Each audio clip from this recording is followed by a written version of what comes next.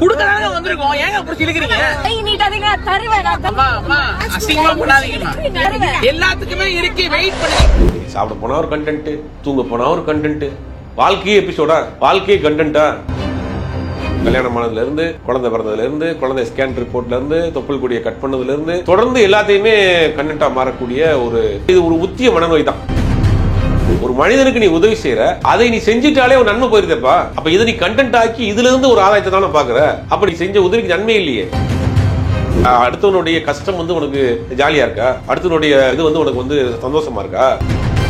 நடக்க முடியாம இருப்பாங்க, கண் பார்வை தெரியாத இருப்பாங்க, உழைத்து சாப்பிட முடியாம இருப்பாங்களா? கார் வருது, அவ்வளவு தூரம் ஓடி நீ புடுங்குற அளவுக்கு நீ ஆரோக்கியமா இருந்தா வேலைக்கு போறாமல. முதல்ல நான் சொல்றேன், கார்ல போய் கொடுக்காதன்ற. நீ ஏதாவது ஒரு ஹோமேஜுக்கு போ, அங்க போய் நீ கையோட கொடுத்துட்டு அந்த காம்பவுண்டுக்குள்ள யாரும் வரமாட்டாங்க. வாகை தமிழ் நேயர்களுக்கு வணக்கம். இன்று நம்மோடு இணைந்திருக்கிறார் பத்திரிகையாளர் திரு சுபைர் அவர்கள். வணக்கம். வணக்கம். ப்ராப்ளமேட்டிக் யூடியூபர் அப்படின்னு தான் சொல்லணும். ஏன்னா ஃபேமஸான யூடியூபர் அப்படின்றதெல்லாம் சொல்லிட்டு இருந்த வகையில் இப்போ ப்ராப்ளமேட்டிக் யூடியூபர் அப்படின்னு தான் சொல்ல வேண்டிய சூழலை அவரே உருவாக்கியிருக்காரு. இர்ஃபான் அவர்களை பற்றி தான் சொல்கிறேன். ஏன்னா இப்போ சமீபத்தில் அவருடைய ஒரு விளாகில் அவர் போட்ட சில கண்டென்ட்ஸ் அந்த அளவுக்கு சமூகத்தில் கொந்தளிப்பை ஏற்படுத்தியிருக்கு. எல்லாரும் அவ்வளோ திட்டுறாங்க. ரம்ஜானுக்காக ரோட்ல இருக்கிற கஷ்டப்படுற மக்களுக்கு டொனேட் பண்றேன்னு போய் பெரிய ஒரு ப்ராப்ளம்ல மாட்டிருக்காரு. கண்டிப்பா அந்த வீடியோ நீங்களும் பார்த்திருப்பீங்க. உங்களுடைய பார்வையில நீங்க எப்படி அந்த வீடியோ பாக்குறீங்க? இந்த இவ்வளவு திட்டுக்கு அவர் அப்படின்றதுதான் இல்ல. முதல்ல இந்த சோசியல் மீடியா வந்த பிறகு எல்லாமே கண்டென்ட்டாக பார்க்கப்படுது. நீங்க சாப்பிட போனா ஒரு கண்டென்ட், தூங்க போனா ஒரு கண்டென்ட். அன்னைக்கு ஒரு வீடியோ கூட பார்த்தேன். ஒரு பையன் தனியா காலைல தூங்கி எழுந்திரிச்சு காலையில குளிச்சுட்டு அவனே சமையல் பண்ணி சாப்பிட்டு வேலைக்கு போறானோ. இது ஒரு கண்டென்ட். ஏன்னா டெய்லி நாங்கள் அதான்டா பண்றோம். ஒரு ரூம்ல இருக்கான், வீடியோ அவங்க ஃபிக்ஸ் பண்ணிடுறான், தூங்குற வரைக்கும் ஓடுது வீடியோ. திருப்பி காலைல எந்திரிக்கிறான், வீடியோ ஆன் பண்றான், திருப்பி பல்லு வளர்க்குறான், பாத்ரூம் போறான். அவனுக்கு மற்ற பாத்ரூம்குள்ள இருக்க அவனை எடுக்காம போட்டானுங்க. அந்த அளவுக்கு தப்பிச்சான். அந்த வரைக்கும் பாத்ரூம் போற வரைக்கும் கட் பண்ணிட்டான். இந்த சோசியல் மீடியா வந்த பிறகு எல்லாமே டிரான்ஸ்பரன்சியா காட்டுறோம், எல்லாத்தையும் புதுசா காட்டுறோம், எல்லாமே கண்டென்ட்டா பார்க்குறோம் அப்படிங்கிற ஒரு மனநோய் பிடிச்சி போச்சு. அது இந்த யூடியூபர் விளாகருக்கு அதிகமாக இருந்தாலும் கூட பொதுவாக எல்லாருக்குமே அது மாதிரியான ஒரு கியூரியாசிட்டி வந்துருச்சு. நம்ம புதுசாக காட்டணும், நம்ம ஒரு யூடியூபர் ஆகணும். ஒரு பையன் கூட அன்றைக்கி ஒரு பார்த்தேன், நீ ஒரு இன்டர்வியூ கேட்குறாங்க, நீ ஃபெயிலாக போட என்ன செய்வார், நான் யூடியூபர் ஆயிடுவேன். அந்த அளவுக்கு இன்னைக்கு இந்த மாதிரி இன்ஃப்ளூயன்சர் யூடியூபர்ஸுடைய தொல்லை தாங்க முடியல. நம்ம யூடியூபர் கிடையாது, நம்ம சொல்கிறோம் அப்படி. ஏன்னா இன்ஃப்ளூயன்சர்லாம் காலேஜர்களுக்கெல்லாம் கூட்டு போய் பேசக்கூடிய அளவுக்கு இன்னைக்கு ஆகிப்போச்சு. அப்போ அதனுடைய தாக்கம் இன்னைக்கு அதிகமாக இருக்குது. அதனால அதை வச்சு அவங்க நிறைய பலன்களை அனுபவிக்கிறாங்க. ஒரு இன்ஃப்ளூயன்சர் ஆகிட்டாருன்னா அவர் ஏதாவது கம்பெனியவோ ஒரு கடையவோ ஒரு ப்ராடக்டையோ ப்ரொமோட் பண்ணுறதுக்கு 50,000 5 லட்ச ரூபா வரைக்கும் வாங்குறாங்க. தமிழ்நாட்டில் இருக்கக்கூடிய influencer, Insta influencer, YouTube influencer கிடையாது. அவங்களாம் பாவப்பட்ட ஜென்மங்க. அதெல்லாம் என்னன்னா இது எல்லாமே கண்டென்ட்டாக பார்க்கப்படுகிறது. சரி, இந்த இர்ஃபான் முதல்ல ஊருக்கு போய் சாப்பிட்டுக்கிட்டு அந்த கடையில் சாப்பாடு நல்லா இருக்குது, இந்த கடையில் இட்லி நல்லா இருக்குது, இந்த கடையில் புரோட்டா நல்லா இருக்குன்னு சொல்லி வீடியோ போட்டுருந்த தம்பி இன்னைக்கு மிகப்பெரிய ஒரு இன்ஃப்ளூயன்சராக மாதிரி படத்துக்கு ப்ரொமோஷன் பண்ணுறக்கூடிய அளவுக்கு போயிட்டாரு. அவரை கூப்பிட்டு படத்தை இங்கே பேசுங்க அளவுக்கு இன்னைக்கு போயிட்டாரு. உலகம் முழுக்க பயன்படுற உலக நாடுகள்லாம் போய் அங்கே இருக்கக்கூடிய முக்கியமான ஃபுட்ஸை ரிவ்யூ பண்ணி போட்டுட்டு இருந்தார். தான் முதல்ல ஆரம்பித்தார். துபாய்க்கு போனார். துபாயில் ஒரு பெரிய ஒரு ஒட்டகத்தை வாங்கி அவரே அறுத்து, அதெல்லாம் ஒரு புதுசாக இருந்துச்சு. அது நம்மளால பார்க்க முடியாது. நம்ம துபாயில போய் அவ்வளோ துபாய்க்கே நம்ம போனாலும் ஒட்டத்தை வாங்கி நம்ம எங்கே இருக்க போகிறோம். அப்போ அதை ஒரு லைவாக காமிச்சிங்க. அப்புறம் ஒரு தாய்லாந்தில் போய் தாய்லாந்தோட ஸ்ட்ரீட் ஃபுட்ஸ்லாம் பார்த்தீங்க. அது சில சாப்பிடாத ஃபுட்லாம் சாப்பிட்டு காமிச்சிங்க. பாம்பு கூட சாப்பிட்டாரு. அதெல்லாம் வேற விஷயம். அதெல்லாம் நமக்கு ஒரு புது எக்ஸ்பெரிமெண்ட்டாக இருந்துச்சு. நம்மளால செய்ய முடியாது, நம்ம போனாலும் அதை சாப்பிட முடியாது, நம்மளுக்கு பதிலாக தம்பி அதை செஞ்சு காட்டுறாருன்னு வித்து காமிச்சிருந்தான்னு பார்த்துட்டு இருந்தோம்.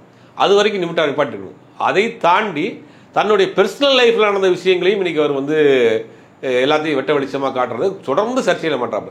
தனக்கு கல்யாணம் ஆனதுலேருந்து, குழந்தை பிறந்ததுலேருந்து, குழந்தை ஸ்கேன் ரிப்போர்ட்லேருந்து, தொப்புள் கொடியை கட் பண்ணதுலேருந்து தொடர்ந்து எல்லாத்தையுமே கண்டென்ட்டாக மாறக்கூடிய இது ஒரு முத்திய மனநோய் தான். இது நம்ம அப்படி தான் பார்க்கணும். எல்லாத்தையும் கண்டென்ட்டாக பார்க்கக்கூடிய ஒரு முற்றிய மனநோய் உள்ள நபர்களாக தான் நம்ம பார்க்கணும். அப்படி தான் பார்த்தீங்கன்னா ரம்ஜான் நோன்பு வச்சாங்க. அதாவது சூரிய உதயத்திற்கு முன்னாடி சாப்பிட்டு சூரிய உதயத்துக்கு மறைந்த பிறகு தான் சாப்பாடை ஆரம்பிப்பாங்க. அதனால கிட்டத்தட்ட ஒரு 10-14 மணி நேரம் காலையிலிருந்து இரவு வரைக்கும் தன்னுடைய உடலையும் உள்ளத்தையும் கட்டுக்கோப்பாக வைத்திருந்து 30 நாள் விரதம் இருக்கக்கூடியது ரம்ஜான் மாதம். அது 30வது நாள் தான் அந்த ரம்ஜான் பண்டிகையாக கொண்டாடுவாங்க. இந்த பண்டிகையாக கொண்டாடுற அன்னைக்கு என்ன செய்வாங்கன்னா உறவினர்கள் நண்பர்கள் எல்லாம் வந்து புத்தாடையை எடுத்து கொடுத்து அவங்க நல்ல சாப்பாடு போட்டுட்டு இவங்க நல்ல துணிமணிகளை கொடுத்து நல்லா சாப்பாடு பண்ணிட்டு எல்லாருக்கும் உதவிகள் செய்வாங்க. காசாகவோ பணமாகவோ துணிமணியாகவோ சாப்பாடாகவோ எல்லாம் கொடுப்பாங்க. அப்படி தான் என்ன பண்ணுறாருன்னா இவர் ஒரு காரில் வந்துட்டு ஒரு பேக்கில் வந்துட்டு ஒரு சேலை ஒரு லுங்கி அதுக்குள்ளே 50 ரூபா 100 ரூபா பணம் வச்சு கொடுத்துக்கிட்டே போகிறார். அப்படி கொடுத்துக்கிட்டே போகிறப்ப தான் ஒருத்தவங்க வந்து கொடுக்குறப்ப இவங்ககிட்ட வந்து பறிச்சு கொடுக்குற மாதிரி கொடுக்குறாங்க. ஃபேஸை ரிவீல் பண்ணல, பட் அந்த காட்சியை வந்து மட்டும். இந்த சம்பவத்தை வந்து நான் முதல்ல என்ன சொல்கிறோம் அப்படின்னா, நீ வந்து ஒரு உதவி செய்கிற, ஒரு தர்மம் செய்கிற, அது வந்து முதல்ல நீ இதை எடுத்து போட்டதே உனக்கு இது மனநோய் அறிகுறி தான். உனக்கு மனநோய் அறிகுறியா மனநோய் முதிர்ச்சான்னு தெரியல. ஒரு மனிதனுக்கு நீ உதவி செய்கிற, அதை நீ செஞ்சுட்டாலே ஒரு நன்மை போயிருதேப்பா, நீ செய்ய வேணாமே. அப்போ இதை நீ கண்டென்ட் ஆக்கி இதுலேருந்து ஒரு ஆதாயத்தை தானே பார்க்குற. அப்படி செய்கிற நன்மைக்கு நீ செஞ்ச உதவிக்கு நன்மை இல்லையே.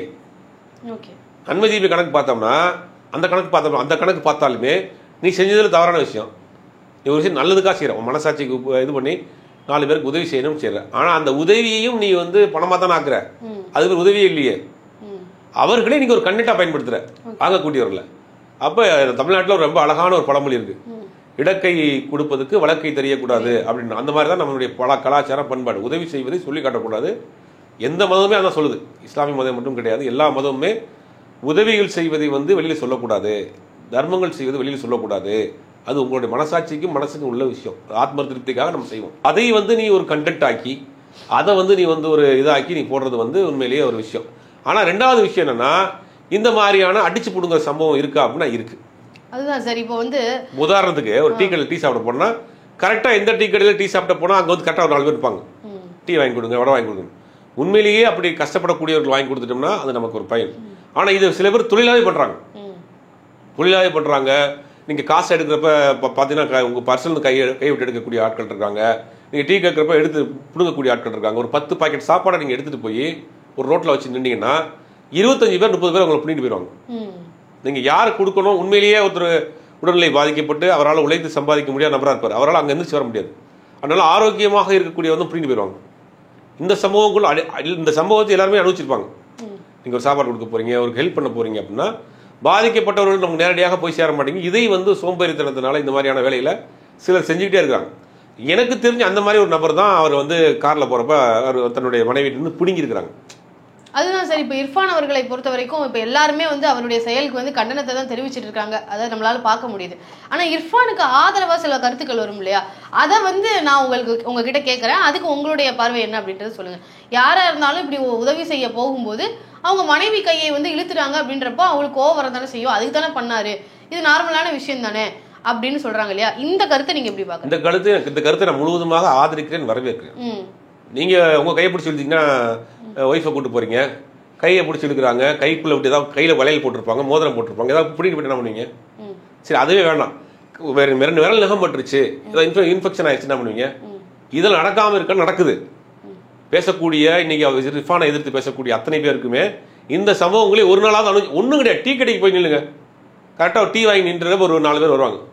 உண்மையிலேயே அவங்களால உழைத்து சாப்பிட முடியாதவராக இருந்தாலும் வாங்கி கொடுக்கலாம், ஆரோக்கியமா இருப்பாங்க. சோம்பேறித்தனத்தினால இதை பொழப்பாக செய்யக்கூடிய ஆட்கள் இருக்காங்களா இல்லையா, நம்ம பார்த்துட்டு இருக்கோமா இல்லையா? அப்ப அந்த நபர் வந்து என்ன நோக்கத்தோட இவங்களுக்குள்ள கையை வச்சாரு?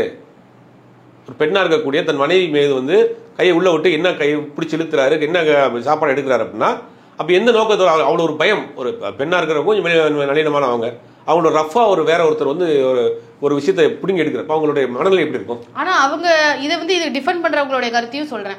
ஏன்னா வந்து இப்படி ஒருத்தவங்க வந்து இல்லாதவர்கள் வந்து ஒரு விஷயத்த பார்க்கும்போது அவங்களுக்கு ஒரு வரதான் செய்யும், எங்க நம்மளுக்கு கிடைக்காம போயிருமோன்னு இருக்கதான் செய்யும். அப்போ அவங்க அந்த மாதிரியான விஷயங்கள் நடக்க தானே செய்யும்.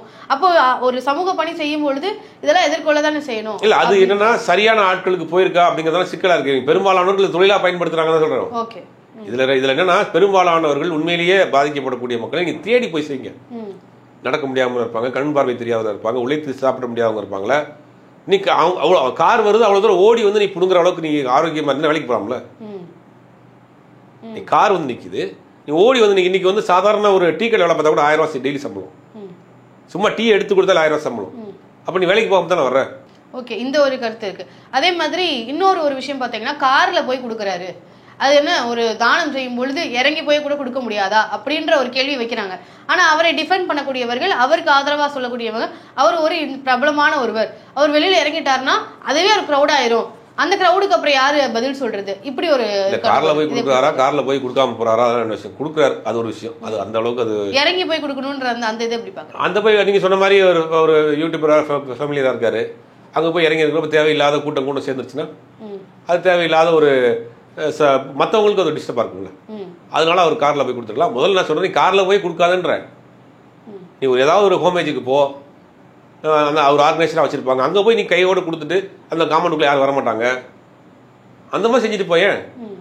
தாய்தாப்பன் இல்லாத குழந்தைகள்லாம் இருக்கக்கூடிய படிக்கக்கூடிய ஒரு ஆசிரமம் மாதிரி இருக்கும், இல்லை ஏதாவது ஒரு பள்ளிக்கூடங்கள் இருக்கும், அதில் ஒரு முதியோர் இல்லம் இருக்கும். ஆனால் அவங்க சொல்றதே ரோட்ல யாராவது ஆதரவற்றவங்க இருப்பாங்க, அவங்களுக்கு இதெல்லாம் தேவைப்படும் அப்படின்னு தான் சொல்லிட்டு போனாங்க. 2 தரப்பே தேவைப்படும்.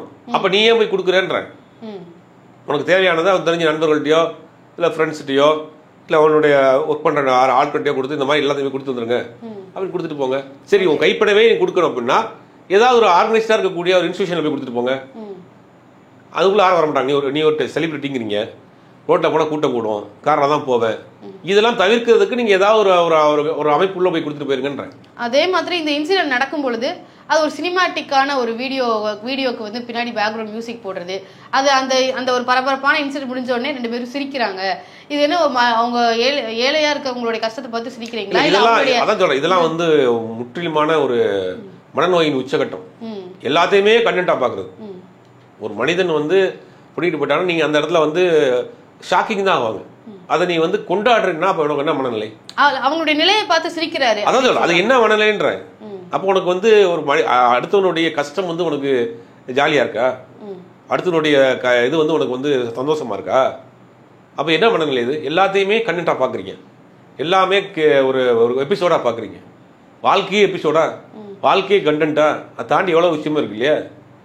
ஏன் தொடர்ந்து சர்ச்சையில பண்றோம்னா அதுக்கு ஒரு காரணம் இருக்கு. இர்ஃபானை பொறுத்த வரைக்கும் ரொம்ப சின்ன பையன் தான், ஆனா ஒரு மெச்சூர்டு இல்லாமல் பண்றான்னு நினைக்கிறேன். எனக்கு தெரிஞ்சு இன்னும் நான் அடிமட்டத்துலேருந்து வந்த பையன் தான். அது மன்னிப்பு கேட்டு வீடியோ போட்டிருக்காரு. நான்லாம் யூடியூபர் ஆரம்பம் தான் அது மாதிரி நிலைமையில நான் இருந்திருப்பேன், மன்னிச்சுங்க, மன்னிப்பு கேட்டு வீடியோ போடுறேன். தொடர்ந்து சர்ச்சையிலேயே மாட்டுறேன். அதே மாதிரி அது அங்க 2 நிக்குது அப்படின்னு ஒருமையில சொல்றாரு. இது புதுசாக அவர் ஒரு நிலையில அடைஞ்சிட்டாருன்றதுனாலதான் இப்படி எல்லாம் பேசுறாரு. இன்னொருத்தர் புதிதா வந்தாலுமே இப்படி எல்லாம் பேச மாட்டாங்க, இவங்க எல்லாம் பரம்பரையா ரிச்சா இருந்திருப்பாங்க, அதனாலதான் இப்படி பேச தோணுது, ஒருமையில பேசணும்னு சொல்றாங்க. இல்ல, இந்த வார்த்தைகள் எல்லாம் வீட்டுல இருக்க சர்வசாதாரணமா மற்றவங்க எல்லாம் பேசக்கூடியதுதான். அவங்க 2 பேர் நிக்க, அங்க 2 பேர் நிக்குது, இங்க 2 பேர் நிக்குதும்பாங்க. சில பேர் அவங்களுடைய பழக்க வழக்கங்கள் வளர்ந்த முறைகள் இருக்கும். இப்போ எப்படி சின்ன வயசுலேருந்தே நம்ம வீட்டில் பெரியவங்கள அண்ணன் கூப்பிடணும், அவர் பெரிய பணக்காரராக இருப்பார், அவங்க வீட்டில் வேலை செய்யக்கூடிய தோட்ட வேலை செய்யக்கூடிய இருந்தாலும் அவங்கள அண்ணன் கூப்பிடணும், ஐயான்னு கூப்பிடணும் அப்படின்னு சில பழக்க வழக்கங்கள் வளர்த்துருப்பாங்க. அது அவங்களுக்கு மாறாது, அந்த அந்த அந்த அதில் இருப்பாங்க. சில பேருடைய வளர்ந்த முறை தவறாக இருக்கும். அவங்க வீட்டில் அப்படியே கலவக்கீழாக பேசி பழகிருப்பாங்க, அந்த வார்த்தைகள் ஆட்டோமேட்டிக்காக வந்துடும். அது அவங்க வீட்டுக்குள்ளே வச்சுட்டா பிரச்சனை கிடையாது, வீட்டை தாண்டி பொது வழியில் அது வீடியோவை எடுத்து போகிறப்ப தான் பிரச்சனை ஆகுது. யாராரு என்ன பேசுகிறாங்கிறது நமக்கு தெரியாது. அது நீ வீட்டுக்குள்ள இருக்கிற வரைக்கும் பிரச்சனை இல்லை, இப்போ கண்டென்ட் ஆக்கணும் தான் பிரச்சனை. இப்போ ஃபர்ஸ்ட் இர்ஃபான் அவர்களை மட்டும் தான் திட்டிட்டு இருந்தாங்க எல்லாத்துக்குமே, அவர் இப்படி செய்யறாரு அப்படி செய்யறாரு. இவங்க அவங்களுடைய மனைவியும் இப்போ அந்த இடத்துல ஆட் பண்ணியிருக்காங்க. அவங்களும் இர்ஃபான் அவர்களோட சேர்ந்து அவங்களும் கேலி செய்யற வகையில சிரிச்சாங்க. இப்படிலாம் நிறைய கமெண்ட்ஸ் இல்லை. ஒரு என்னன்னா ஒரு ஒரு ஒரு சைக்காலஜி இருக்கு. நம்ம யாரு கூட ரொம்ப நாள் அப்படியே டிராவல் பண்றோம் பழகுறோம் அப்படின்னா, கணவன் மனைவியா இருக்கிறாங்க அப்படின்னா, கணவன் மாதிரி மனைவி மாறிடுவாங்க, மனைவி மாதிரி கணவன் மாறிடுவாங்க. அவங்களுடைய மேனரிசம், ஸ்லாங்கு, பாடி லாங்குவேஜ், நிறைய பேர் பார்த்தோன்னா கல்யாணத்துக்கு முன்னாடி வரைக்கும் ஒரு மாதிரி இருப்பான், கல்யாணத்துக்கு தன்னுடைய மனைவியுடைய சிம்டம்ஸ் நிறைய வந்துடும். சில பேர் மனைவி ரொம்ப ஸ்ட்ரிக்டா ஃபார்வர்ட் ரொம்ப கோபமான ஒரு லேடியா இருக்கும், பட் கல்யாணம் பண்ண பிறகு பார்த்தா அவங்க கணவர் மாதிரி மாறிடுவாங்க. அந்த இர்ஃபான் இதெல்லாம் தப்பு அப்படின்னு டீச் பண்ணி இர்ஃபானை திருத்துற வேலையை விட்டுட்டு இர்ஃபான் கூட சேர்ந்து நான் அந்த மாதிரியான வேலையை செய்யறேன் அப்படிங்கறதெல்லாம் உண்மையிலேயே வருத்தமான விஷயமா தான் இருக்கு. இது இத்தனை விஷயங்கள் நடக்குது, இர்ஃபான் அவர்களை தொடர்ந்து விமர்சனம் செய்யறாங்க. இது எல்லாமே அவருடைய செய்யக்கூடிய தவறுகள் அப்படின்ற ஒரு பக்கம் இருந்தாலும், குறுகிய காலத்துல இவ்வளவு இளம் வயதிலேயே இவ்வளவு பெரிய உச்சத்தை அடைஞ்சிட்டாரு. அவரே இவ்வளவு பிரபலங்களை கூப்பிட்டு இன்டர்வியூஸ் பண்ற அளவுக்கா இருக்கட்டும், ஒரு ப்ரமோஷன் பண்றாரு. ஒரு சின்ன வயசுலயே இந்த அளவுக்கு உயரத்தை அடைஞ்சிட்டனால அவர் மேல பொறாமையின் காரணமாக தான் அவர் செய்யக்கூடிய எல்லாத்துக்கும் அவரை விமர்சனம் செய்யறாங்க. அவருடைய வளர்ச்சி பொறுக்காம இப்படி செய்யறாங்கன்னு சொல்றது. எத்தனையோ யூடியூபர்ஸ் இருக்காங்க, எத்தனையோ விளாகர்ஸ் இருக்காங்க, எத்தனையோ இன்ஃப்ளூயன்சர் இருக்காங்க, எல்லாரும் பிரச்சனை மாட்டாங்களா? அதை பயன்படுத்திட்டு படத்துல போய் நடிக்கிறாங்க, அடுத்தடுத்த கடத்துக்கு நடந்து போறாங்களே. கோபி சுதாகர் தான் யூடியூபர்ஸ், இன்ஃப்ளூயன்சர்ஸ். விஜய் சித்துவும் இதுதான். ஹர்ஷத் கான் ஒருத்த படம் பண்ண அடுத்த ரேஞ்சுக்கு போயிட்டாரு அவரு படம் பண்றதுக்கு. அவங்களாம் சிக்கலில் மாட்டலையே, பிரச்சனையில் மாட்டல. நீ செய்கிற விஷயம் அப்படி தானே இருக்குது.